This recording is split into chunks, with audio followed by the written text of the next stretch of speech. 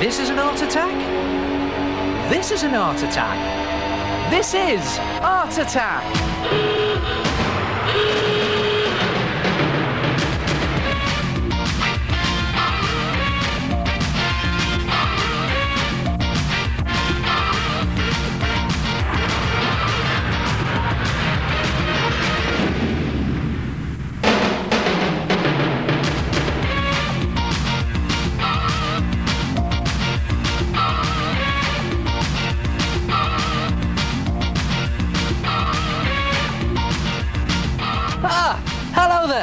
Hey, guess what I've discovered?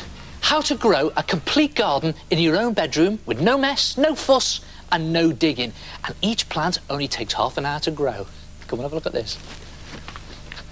Cut 2 big strips of cardboard out from the side of a cardboard box and then draw a vertical line that runs down the middle of both of them, like that. And then onto one of your sheets of cardboard, draw a plant or a flower in a pot.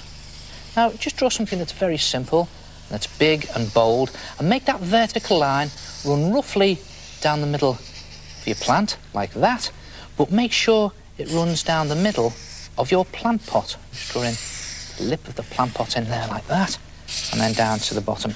Now, the bottom of your plant pot should be very straight, so I'm going to use a ruler for that. You don't often see me using rulers, but that does have to be perfect, like that, and then just put in a couple of spikes on my plant, which is, I'm sure you recognise by now, a cactus. And when you've done your plant, again, make it very simple, cut it out, and you'll have something that looks like that. And the idea is to place this one onto your backing card and line those 2 vertical lines up perfectly, like that. Then draw around your first plant, cut it out, and you'll have 2 plants that look like that. And then you have to mark the halfway point up that vertical line. Now, you have to do it very accurately, so you can measure it. I'm just guessing here, just to show you. And then the idea is to cut out a slot, up one to the middle and down one to the middle, that's the thickness of the card itself. And the best way of doing that is to cut out a strip of card that's very straight and then lay it onto one of your plants, going up to the middle, and draw all the way around it. Don't forget, I'm looking for a strip that's the thickness of my card, so there's one, and then going down the middle of the other one like this. Again, just holding it into place on its side so I can get the thickness of the strip, like that. And then you just cut those 2 strips out, or slots, and you have that, 2 cardboard plants with slots in them. And then you can paint them whatever colour you like, depending what flower or plant it is. Now, I'm going to use some green here. Just going to slosh it onto my cactus. And like that. And don't forget to make the whole of your plant and your pot. And when the paint is dry, you can put on some detail with black permanent marker or some other coloured paint. But do both sides of each plant, and when it's dry, you'll have something that looks like this. Look at that. 2 flat plants, both painted on either side. And then it's just a case of holding them and slotting them together. There it is. 1 slot up one and 1 down the other. And there you have it, your cardboard slot plant. And look at that, it stands up by itself. And there are loads of different plant shapes you could try. There are lots of different types of flowers, all have their own shapes and colours. And look at this, I've even done one flower down here in a vase. Look at that. And what about this? A bunch of flowers in a basket, all using the same cardboard slot principle. And you can even do it with things like this, a gnome. Try it yourself, cardboard slot plants, and before you know it, your bedroom will be covered with blooms.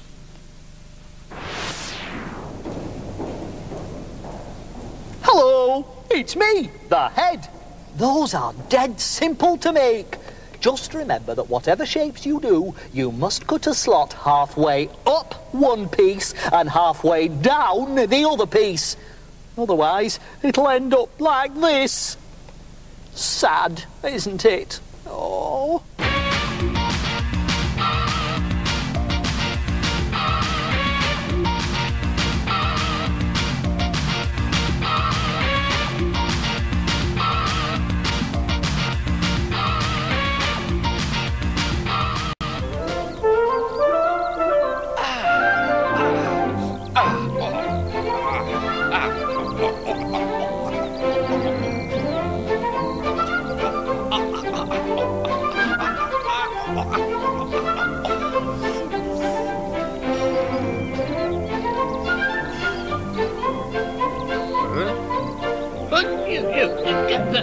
What's shifting that over there? What's your problem? Hey!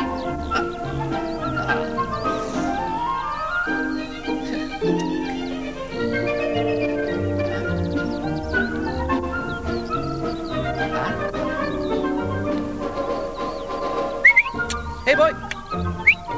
Hey! On then! Yes! This could be a big heart attack.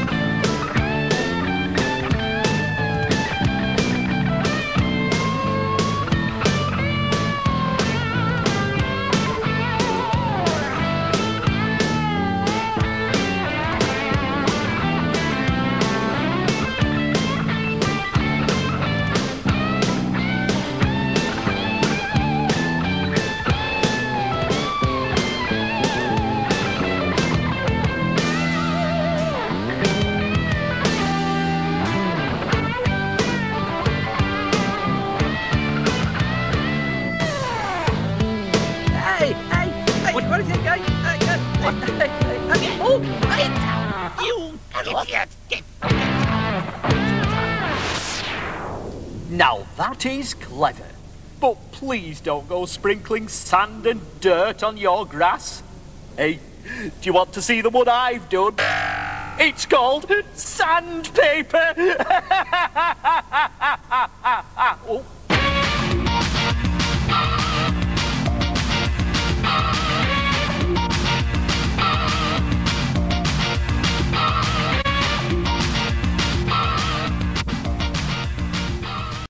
If you've got a picture or a photograph you want to hang on your wall, but you want to make it look a little bit different, try some jazzy mounting.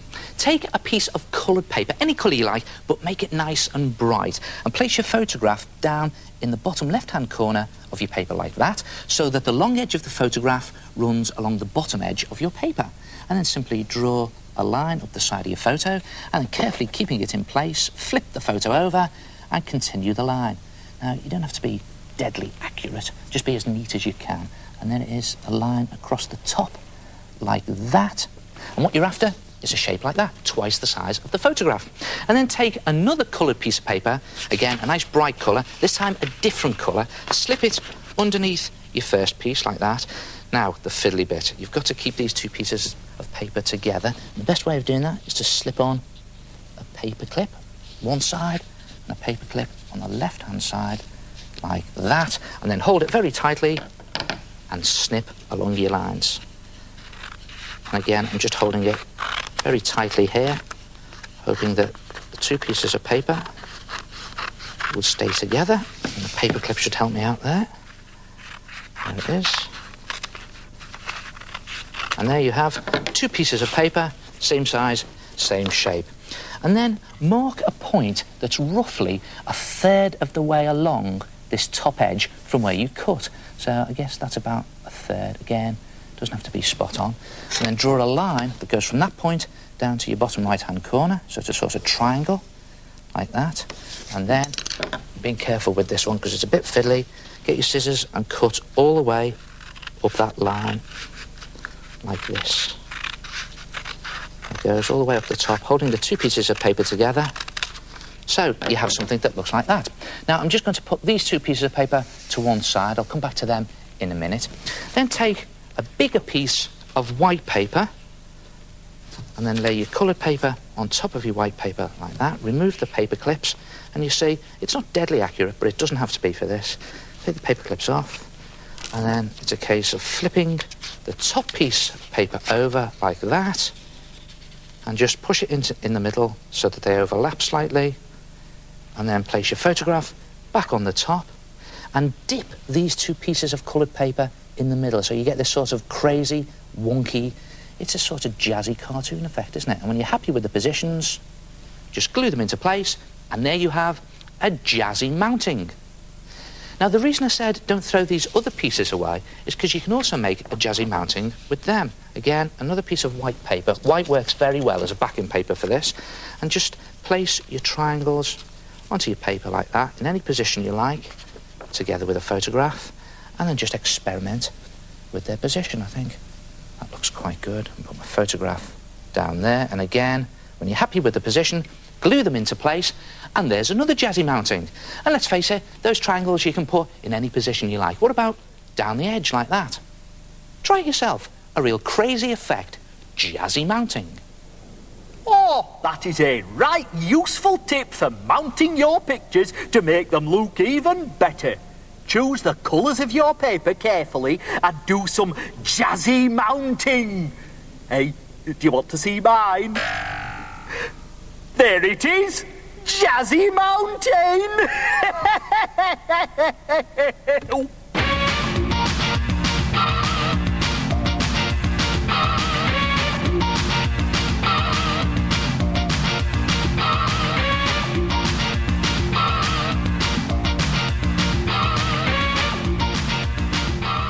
Hello, my name is Sam. I use plasticine and a margarine pot as a mould to make my plaster of Paris picture of a snail.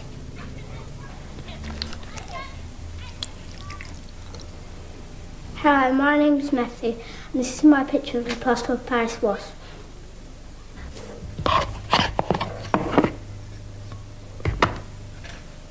Hello, my name's Lucy, and I scraped a picture of a dragonfly into plasticine and used it for a mould for plaster of Paris. When the plaster of Paris had set, I painted it. What a fantastic idea, using margarine tubs to create 3D plaster of Paris pictures. Now, you need an empty, clean margarine tub. The bigger you can find, the better, and I've got one with a round bottom there. And then take a clump of plasticine, big enough to fit into the palm of your hand, and roll it into a ball. And then squash it on a flat surface into a flat, circular pancake. You need to just press down on top of it, like that, so that it's about 1 centimetre thick, so that it's big enough to just fit into the bottom of your margarine tub, like that. And it has to leave a gap of at least 1 centimetre around the edge. That's very important. You'll see why in a minute. Then take the flat surface of your plasticine and draw any design you like into it. And I'll tell you what looks really good, your star sign. Now, of course, your star sign depends on what birth date you are, but if you don't know what your star sign is, or even what it looks like, why don't you look in the daily newspapers? They always have little drawings of them in there on the stars page. Now, my birthday is in October, so I'm Libra, which is the scales. So I'm just going to draw in, with a blunt pencil, a set of scales. Now, you don't have to draw a complicated picture, just a very simple picture. Comes out very effective, and don't press in too hard. You don't want to go right through the plasticine, and you could always use your finger just to press in detail like that. See the scales there, and do one that side there. Again, pressing it in with my finger, and I'll do a couple of stars there, because after all it is a star sign. It looks a little bit messy at the moment, but you watch what happens in a minute. A couple of more stars around there, and then just place the plasticine in the bottom of your margarine tub. Now again, this is very important, so you have to press the edges down with your finger so that they're very firm onto the margarine tub. This is so when you pour the plaster of Paris mixture in, you don't want it to seep underneath, and if you do squash any of your picture at this stage, you just go over it again in pencil. When you've done that there, that's nice and solid. Then take 5 tablespoons of plaster of Paris powder. Now you can get plaster of Paris from the chemist or from an art shop, and mix it with about a mugful of water. If you can't get plaster of Paris, you can always use some moulding powder from the art shops. And if you get a packet of this, a whole packet will do, well, do loads of these, so it's good value. And then just pour your plaster of Paris mixture into your margarine tub, like that. There it goes, and then cut a length of string that's about 40 centimetres along. Lay it over your tub like that, and then press the middle of the string down so that it goes into the plaster of Paris about 1 centimetre. And just hold it in there like that, and then leave it to set.